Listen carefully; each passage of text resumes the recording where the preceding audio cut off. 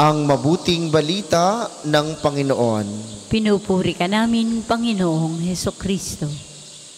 Muli po magandang umaga sa inyong mga naririto sa atin sa pambansang dambana. Gayon din sa mga patuloy na nakikiisa sa atin via live streaming.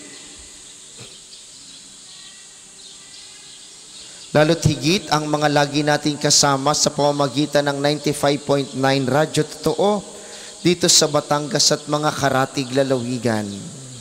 Ang mabuting balita ngayon tulad ng pagsisimula natin noong linggo hanggang sa mga darating na araw ay pagpapakilala at paghahanda ni Kristo sa pagdating ng ikatlong persona ng Diyos, ang Espiritu Santo. Unti-unting ipakikilala ni Kristo ang espiritu ng pag-ibig, ang espiritu ng katotohanan, ang espiritong bunga ng pag-ibig ng Ama at ng Anak, ang espiritong tinanggap natin sa binyag, ang espiritong nagpapalakas sa atin sa ating mga kahinaan.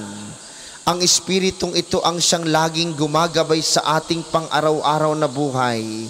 Ito ay ginawa ni Jesus upang sa pagdating niya sa araw ng Pentecostes, unti-unti nating malaman ang mga gawain niya nang sa gayon ay siya'y ating mayakap.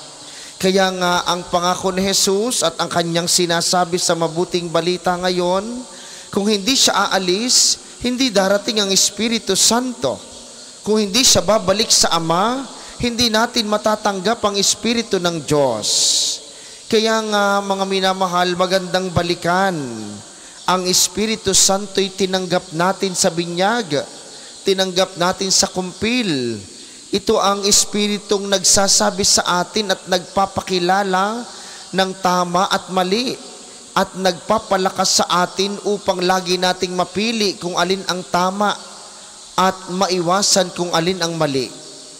Ang Espiritu, mga minamahal, ang Espiritu ng Diyos, ang siyang nagsasabi sa atin kung paano maging matuwid, kung paano maging mabuti, kung paano gumawa ng paglilingkod sa kapwa. Ang Espiritong ito ang unti-unting humuhubog sa atin upang tayo'y makapagmahalagi sa ating kapwa. Ganoon po kahalaga ang Espiritu ng Diyos. Ito ang gumagabay sa ating pang-araw-araw na buhay. Lakas sa ating kahinaan, pag-asa kapag tayo'y nadidiliman, kasagutan sa ating mga katanungan. Siya ang tumutulong sa atin upang malampasan natin ang mga pinagdadaanan at malutas ang mga problemang ating kinakaharap sa buhay.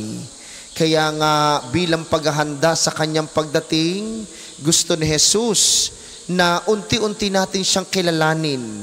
At sa paano natin makikilala ang Espiritu Santo? Kapag unti-unti nating isinasabuhay ang kanyang mga turo, ang kanyang mga regalo. Wala pong ibang hinangad ang Espiritu Santo, kundi ang kabutihan ng kapwa at ang kabutihan ng sarili. Kaya magandang alamin kung anong Espiritu ang ating sinusunod sa ating buhay. Kapag ba tayo ay nagagalit sa iba, Espiritu Santo ba ang namumuhay sa atin? Kapag tayo ay nagtataray sa iba, kapag tayo ay madamot sa iba, kapag pinagchichismisan natin ang iba, kapag naninirang puri tayo sa iba, kapag hindi tayo nagiging masaya sa kasiyahan ng iba, o hindi tayo nalulungkot kapag malungkot ang iba, ibig sabihin hindi ang Espiritu Santo ang ating binubuhay sa sarili. Ang paanyaya ni Kristo at yun ang ating hiling sa banal na misang ito, yung unti-unti nating makilala ang Espiritu ng pagmamahal sa pamamagitan ng ating paglilingkod sa kapwa. Sana po sa kanyang pagdating sa araw ng Pentecostes, unti-unti natin siyang lalong makilala at maisabuhay sa ating araw-araw na buhay. At sa misang ito, hilingin natin kay Kristo na tatanggapin mamaya sa komunyon.